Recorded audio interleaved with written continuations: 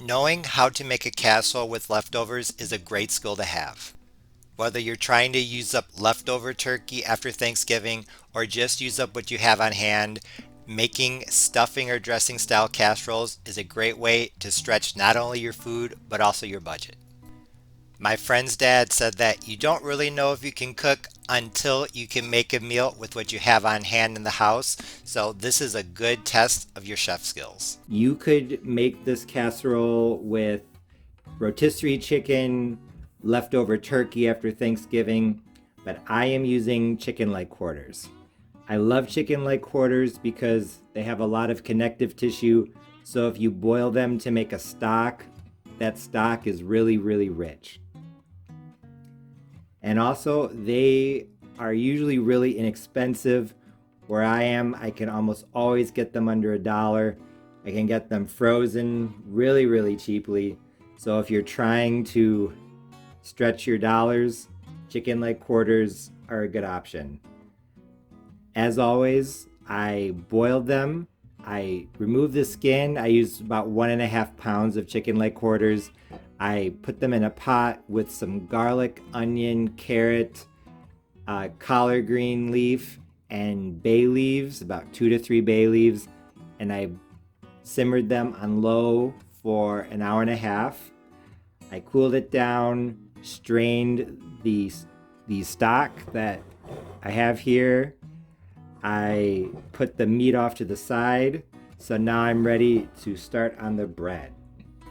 You can use any type of bread that you want. I am using 2 wheat sub rolls and some Portuguese rolls that were marked down because they're a day old. I think I have 1 or 2 wheat rolls in here and the rest are white. These are wheat rolls. I like to use wheat bread in this stuffing because not only is it more nutrients, but it also gives a lot of flavor. But a little bit of white is nice as well. Honestly, I think you could use whatever you want. I am using a total of a pound of bread, 16 ounces, 454 grams. So if you're buying a loaf of regular bread, look for that amount in order to make a 9 by 13 casserole. These 2 rolls together were $1, and these 3 together were $1. So I got all the bread I needed for $2. The chicken leg quarters were probably at 1.5 pounds, maybe $2, a little bit less. Like I said, this is really cheap. You probably could just take the bread out and use it, but it's going to work out better and it's going to be a lot more flavorful if you toast it. So I am going to toast this bread in a pan. I'm going to turn on the heat to medium high, put it in there, and then when it starts to turn brown, maybe slightly blackened, I'll just flip it. If your heat's on medium high, it only takes a few minutes. Make it as dark or as light as you want. Over there, some of them I made darker than others. Honestly, it doesn't really matter. I finished toasting the bread. It's off to the side. Now it's time to add some vegetables and fruit to the stuffing. Here I have 2 medium golden delicious apples, and I am going to cook them in a little less than a tablespoon of butter and a little less than a tablespoon of oil. I know you might be kind of shocked by the apple, but apple in wheat bread dressing or stuffing is absolutely phenomenal. It adds sweetness, but not too much. It's very, very delicious. I am going to cook these apples on medium heat, gas mark 3 out of 6, until they soften, and then I am going to put them off to the side. As they cook, I am going to take the bread. You could cut it if you want, but I think it's probably a lot easier just to rip it into pieces like this. You want them to be small, not too big, but they do not have to be perfectly cut. Like I said, you could cut the bread, you could tear it, whatever you want to do. The apples are off to the side. Now it's time to prepare the vegetables. A lot of people add celery to their dressing or stuffing casseroles, and it's absolutely amazing. I recommend it, but I don't have any. I thought about adding some collard greens, but I don't want to. So I'm just going to add some onion, carrot, and later garlic. Here I have one fairly large medium onion that I chopped up. Adding that to my pan with a tablespoon of canola oil, but I'm pretty sure I'm going to need to add some more. And here I have one medium carrot that I grated on a cheese grater. I know that's probably kind of odd to you, but I am an Argentine chef along with being a Southern chef. And in Argentina, a lot of people like to grate vegetables on cheese graters. I have a recipe for grated carrot salad here on my channel if you're interested. It's absolutely fantastic. I am going to saute the carrots and onions together for about 5 to 7 minutes, I think. And about a minute early, a minute before I think that they're going to be done, I'm going to add in 3 cloves of chopped garlic. And I'm going to saute the garlic for just 1 minute so that it doesn't burn. Misjudged the cooking time. It's taken about 10 minutes to wilt down the carrot and onions to this point. So now I am going to add in the garlic. Like I said, I'm just going to cook it 1 minute so that it doesn't burn. I added the vegetables to the casserole dish. There's some off to the side. I may add them all. I'm not sure. Now it's time to move on to the chicken. Like I said, I already have taken my chicken off the bone. So I am literally just going to tear it into smaller pieces. There is no real size that the pieces of the chicken have to be. Just enough so that there is a good amount of chicken spread throughout, and most bites have at least a little bit of chicken. So you probably want to get it into smaller pieces like this. Once I'm done adding the chicken, I will bring you back.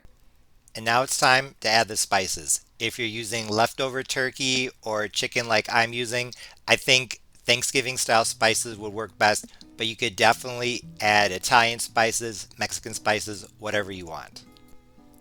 The biggest thing to keep in mind is that, like any casserole, this is going to require more spices than you would think to really give it a lot of flavor. I'm using a combination of poultry seasoning, sage, garlic powder, onion powder, black pepper, oregano, parsley, and some salt. And I'll probably end up using at least a teaspoon of each of those except for maybe the salt and the sage. I highly recommend trying the casserole as you make it. Add some spices and give it a taste. Does it seem like you would need more? If so, add some more. Honestly, I usually just eyeball the spices. I've never measured them when I make my 9x13 casseroles with leftovers, but I would say at least a teaspoon, maybe 2, maybe even 3 of most of the spices. Like I said, this is going to take more spices than you would think to really get it to be flavorful. Honestly, I think that the hardest part of making a stuffing or dressing casserole is knowing how much liquid to add. If you've never made stuffing or dressing before, it's basically, in my opinion, like a savory bread pudding. We have pieces of bread, chicken, etc. And then I'm going to add some liquid, an egg or two, and it's all going to bake together into a single mass. Kind of like I said, a savory bread pudding. Even though it's going to depend on how much bread you use, how dry it is, how much you toasted it, etc., you will probably add more liquid than you think you are going to. And you need to add the liquid in stages. Add a little bit and then mix. Wait a little bit, see if everything has absorbed, and keep adding. Because just like with Any other ingredient in any other recipe, you can always add more later, but you can't take away. This is the stock that I made when I cooked my chicken leg quarters. I am going to probably add all of it. I don't know how much it is. I'm guessing 3 to 4 cups. We'll see. I am literally just going to take my pot and start pouring it in to my casserole dish. I know you're probably thinking, whoa, Parnell, that is a lot of liquid to add. Yes, it is, but this bread is toasted, so it is nice and dry. It is going to soak up everything that we give it. I just finished mixing in the second layer of spices and the bit of extra liquid. I don't think it's quite wet enough yet, so I'm going to add some more liquid. You could add anything. If you have more chicken stock or vegetable stock, add that. A lot of people add milk, especially evaporated milk. Honestly, at this point, I think you could probably even add water because this casserole already has a lot of chicken stock, so it's really flavorful. But I am going to teach you a Chef Parnell secret. I'm going to add apple juice. This is not fancy apple juice. This is just the normal apple juice that you get in the big, cheap containers at the store. I added 1 cup of apple juice. This is going to give it a ton of flavor. I tasted it and I love it. This is exactly what I want. And like I said earlier, you're going to have to add more liquid than you think and more spices than you think. It's a perfect flavor, perfect texture. Like I said, springy. So now I'm going to add my eggs. Here I have 2 large eggs. They're actually really small, probably more like 2 medium eggs. And I'm going to add them in. The egg just helps everything to bind together. If you forget it, it's probably not the end of the world. Things just might not stick together when sliced. My chicken and stuffing casserole has now been baking in the oven for 30 minutes at 350 Fahrenheit. I'm now going to take off the foil covering and continue cooking it for at least another 30 minutes. Chicken stuffing casserole is now ready. It baked covered at 350 for 30 minutes, and then uncovered at 350 for 30 minutes. Then I turned the oven to 375 for 15 minutes. Then I let it sit inside of the oven for actually 20 minutes. I am not going to tell you what time it is. It is very late, as usual. I always eat late. So I am going to serve this up. And as you're about to see, this casserole turned out great. It was perfectly golden brown and crispy on the top, but the inside was nice and moist. It had a very good balance between the shredded chicken, the bread, the vegetables, and the apples. Those 3 main ingredients being pretty evenly distributed throughout the casserole. I also thought that it had just the right amount of spices. I think that using a combination of the chicken stock and apple juice added a lot of flavor as well. There was a nice sweetness in the background that wasn't overpowering that I really enjoyed. It also had just the right amount of spices. Like I said earlier in the video, I usually just eyeball it, so if you're making this for the first time or you're using different amounts of ingredients, I highly recommend tasting it as you go.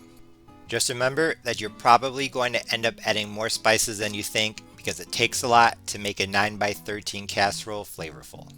Even if you don't make this exact recipe, I think that knowing how to make a casserole with leftovers is a great skill to have. Whether you're trying to use up turkey from Thanksgiving or some chicken that you have that's not enough for a full meal, it's a great way to use up food without it going to waste and to stretch your budget. As always, thanks for watching. See you next time.